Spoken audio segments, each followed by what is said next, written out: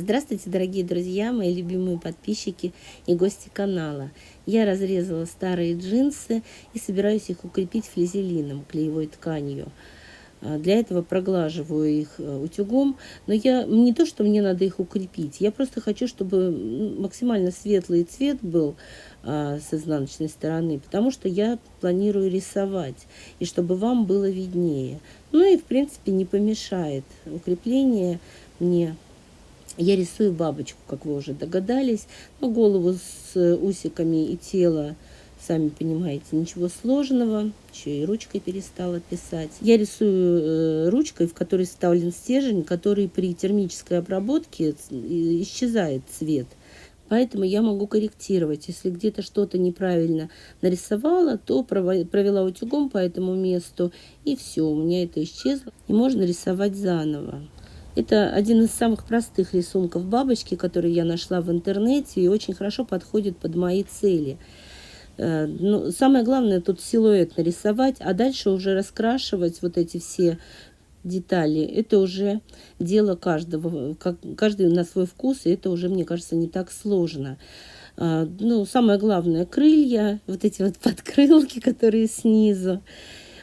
Я стараюсь не очень близко друг к другу линии проводить, потому что для моей будущей работы слишком близко линии не должны быть. Вот, ну, можно какие-то завиточки делать. Я не знаю, вот сверху я еще один завиток делала, может быть, он лишний, но решила оставить все-таки. Я уже снимала несколько видео, где вышивка ленточкой атласной на швейной машинке, на обычной. И сегодня планирую делать то же самое. Именно поэтому я слишком близко не хочу линии проводить. Ну, вот обычным порядком ленточку вставляю в иголку с широким ушком, для того, чтобы вдеть ее в шпульку. И, как обычно, мы наматываем на машинке, на шпульку, нитки, точно так же и ленточку. Единственное, что я ее придерживаю немножечко, чтобы она ровно ложилась, и ввожу туда вверх-вниз, чтобы равномерно наматывалась. Но на самом деле мне с этой оранжевой ленточкой сегодня не очень везло каждый раз, именно с ней. Какие-то конфузы постоянно. Вот с другими цветами сегодня все в порядке было, а оранжевая прямо сегодня бедолага. Обрезаю вот этот кончик мне ненужный. И обычным порядком, как мы вставляем вот шпульку в шпульный колпачок, точно так же я это делаю с ленточкой. И вот так вот продеваем через вот эту, ну, как обычно мы делаем, через вот эту провязь. Девочки, у меня здесь сегодня опять, как я сказала, конфуз с этой оранжевой ленточкой. Она там зацепилась за острый уголок. И из-за этого вот она у меня еле-еле идет. И в результате там потом нитки, вот видите, там нитки появились снизу. И она застряла, можно сказать. И пришлось ее вытаскивать. Но я показываю это, могла бы удалить и нормально просто снять этот момент, и никто бы ничего не знал. Но вы тоже можете столкнуться с такой проблемой. Не переживайте, не бойтесь, главное вытащить все это и заправить опять нормально. Иначе машинка шить не будет. Вот я следующую уже ленточку наматываю. Обычно нормально влезает. Но вот что с оранжевой у меня сегодня, как будто кто-то сглазил. Но вот в результате я ее все-таки нормально вставила. Сначала вытащила, потом вставила. Все, она двигается. Вот здесь вот посмотрите, видите, вот в этом месте зацепились нитки. И из-за этого она у меня не очень-то шла.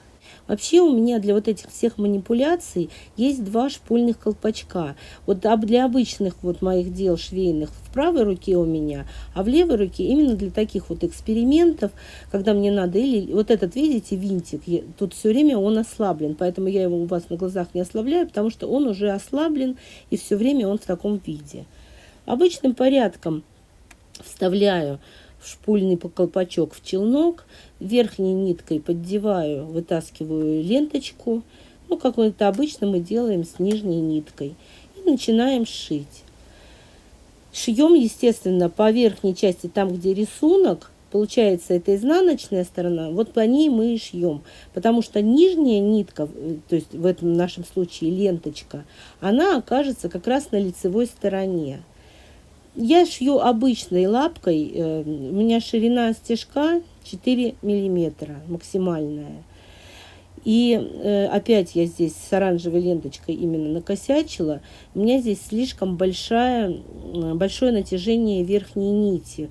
Поэтому она получается ленточка такая вот прям очень буклированная, скажем так. Но все равно очень симпатично выглядит.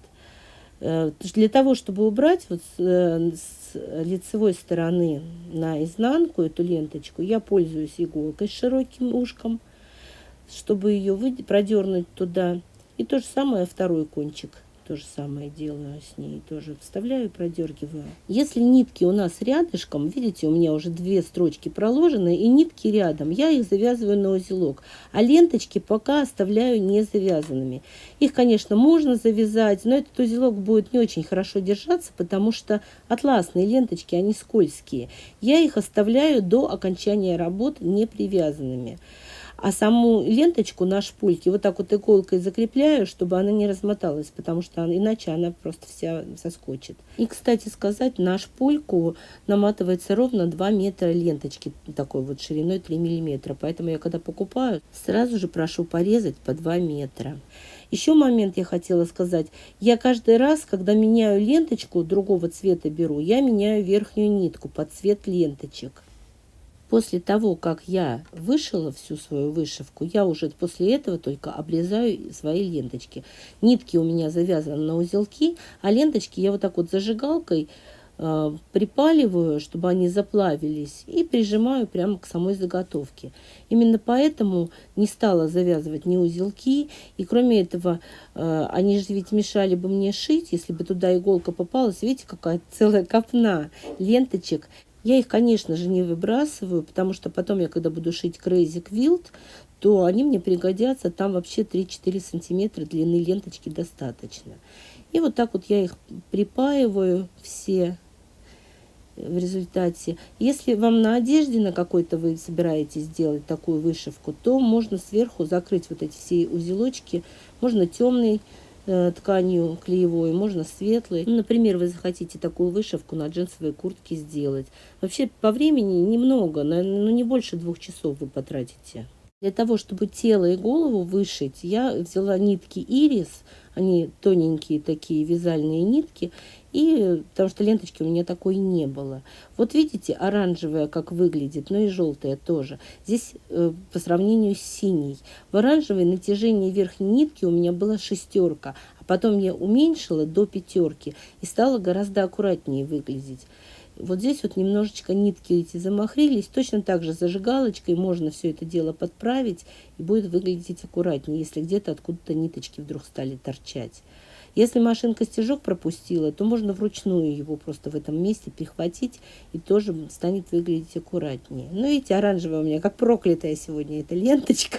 Но я не стала переделывать, потому что, надо будет переделаю. Пока я никуда не планирую эту заготовку использовать, просто для примера сшила. Если вам понравилось это видео, ставьте лайк, пишите комментарии, конечно же, подписывайтесь на мой канал, если еще до сих пор не подписаны. И большое спасибо всем, кто досмотрел до конца. Здорово выглядит, правда?